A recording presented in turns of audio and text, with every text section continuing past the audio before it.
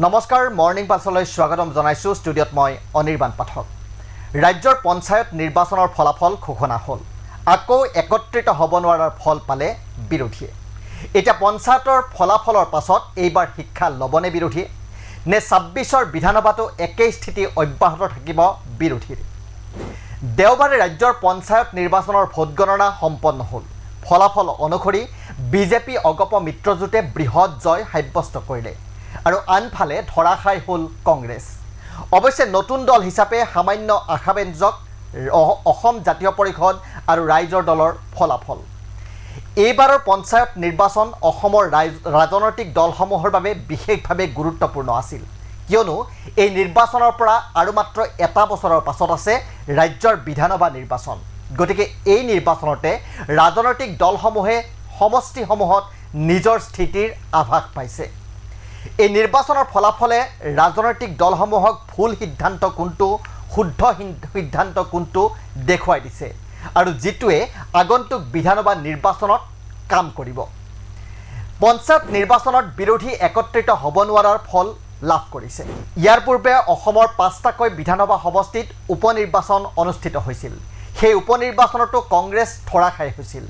যিটো কথাত কংগ্ৰেছে শিক্ষা ল'ব লাগিছিল কিন্তু সেই ফলাফলক শিক্ষা হিচাপে নল'লে আৰু পঞ্চায়ততো অকলে অৱতীৰ্ণ হ'ল কংগ্ৰেছ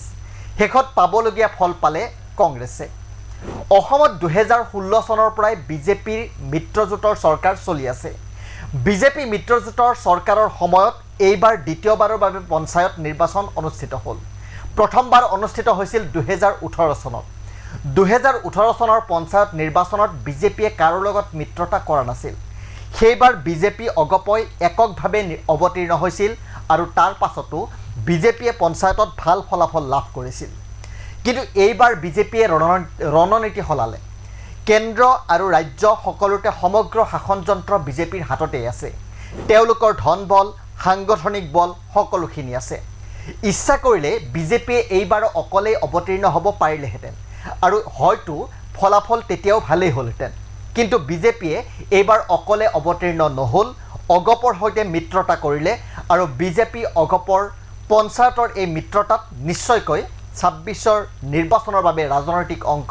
নিহিত আছে এই পঞ্চায়ত নিৰ্বাচনত অগপ বিজেপিয়ে উমৈহতীয়াভাৱে সাফল্য লাভ কৰিলে কিন্তু অগপ বিজেপিৰ দৰে এনে ৰণকৌশল বিৰোধীৰো প্ৰয়োজন আছিল কিয়নো বিজেপি বিৰোধী ভোট একত্ৰিত কৰাৰ বাবে বিৰোধী দলসমূহে ভাষণত ঠিকেই কয় কিন্তু কাৰ্যক্ষেত্ৰত সেয়া হৈ নুঠে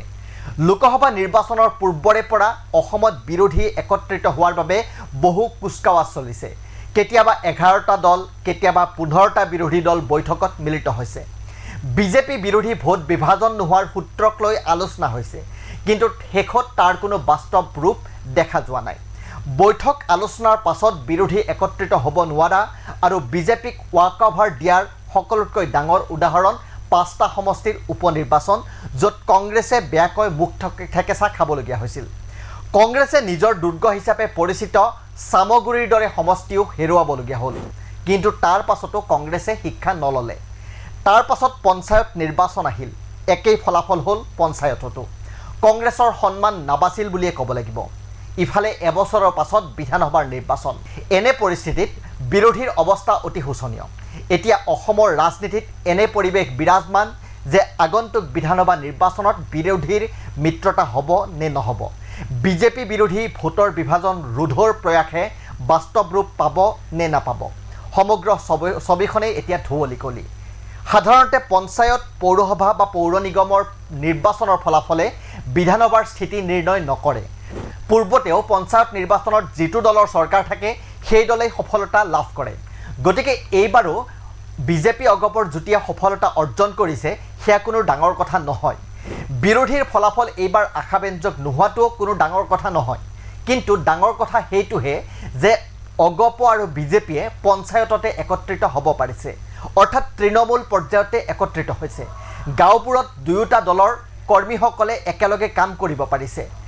আৰু ই বিধানসভা নিৰ্বাচনলৈ এটা বছৰ থকা অৱস্থাত বিজেপি অগপৰ বাবে একত্ৰিতভাৱে আগবাঢ়ি যোৱাৰ পৰিৱেশ ৰচনা কৰিব পাৰিব কিন্তু বিৰোধীৰ ক্ষেত্ৰত সেইটো নহ'ল কংগ্ৰেছ ৰাইজৰ দল অসম জাতীয় পৰিষদ আদিৰ তৃণমূল কৰ্মীসকলে একেলগে আগবাঢ়ি যোৱাৰ বাবে সংঘবদ্ধ হ'ব নোৱাৰিলে। একেলগ হ'ব নোৱাৰাৰ ফল বিৰোধীয়ে বিশেষকৈ কংগ্ৰেছে উপনিৰ্বাচনতে পাইছিল, পঞ্চায়ত নিৰ্বাচনতো পালে। এতিয়া আহি আছে বিধানসভাৰ নিৰ্বাচন। গতিকে এই শিক্ষা ল'ব নে বিজেপি বিৰোধী ভোট বিভাজিত হৈ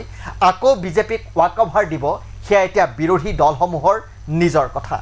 ধন্যবাদ।